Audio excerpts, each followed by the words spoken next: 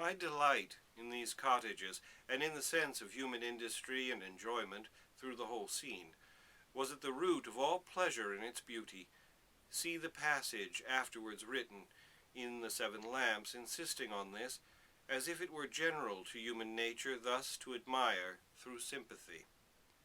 I have noticed since, with sorrowful accuracy, how many people there are who, wherever they find themselves, think only of their position.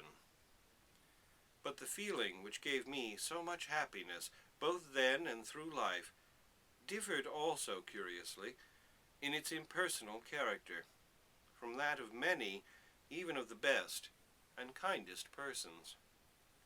In the beginning of the Carlyle-Emerson correspondence, edited with too little comment by my dear friend Charles Norton, I find at page 18 this, to me entirely disputable, and to my thought, so far as undisputed, much blamable and pitiable exclamation of my master's. Not till we can think that here and there one is thinking of us, one is loving us, does this waste earth become a peopled paradise. My training, as the reader has perhaps enough perceived, produced in me the precisely opposite sentiment. My times of happiness have always been when nobody was thinking of me, and the main discomfort and drawback to all proceedings and designs, the attention and interference of the public, represented by my mother and the gardener.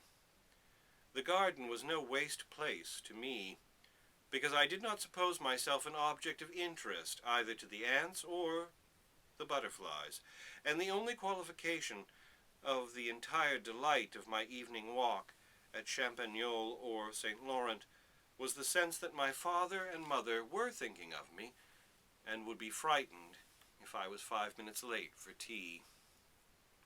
I don't mean in the least that I could have done without them. They were, to me, much more than Carlyle's wife to him, and if Carlyle had written, instead of, that he wanted Emerson to think of him in America, that he wanted his father and mother to be thinking of him, it had all been well.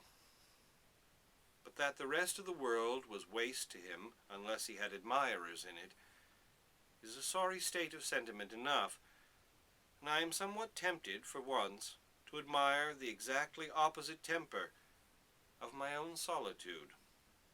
My entire delight was in observing without being myself noticed. If I could have been invisible, all the better.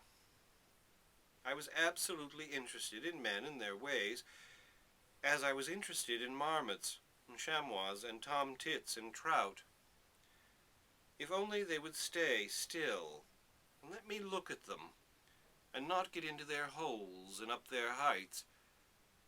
The living inhabitation of the world, the grazing and nesting in it, the spiritual power of the air, the rocks, the waters, to be in the midst of it and rejoice and wonder at it, and help it if I could, happier if it needed no help of mine. This was the essential love of nature in me, this the root of all that I have usefully become, and the light of all that I have rightly learned.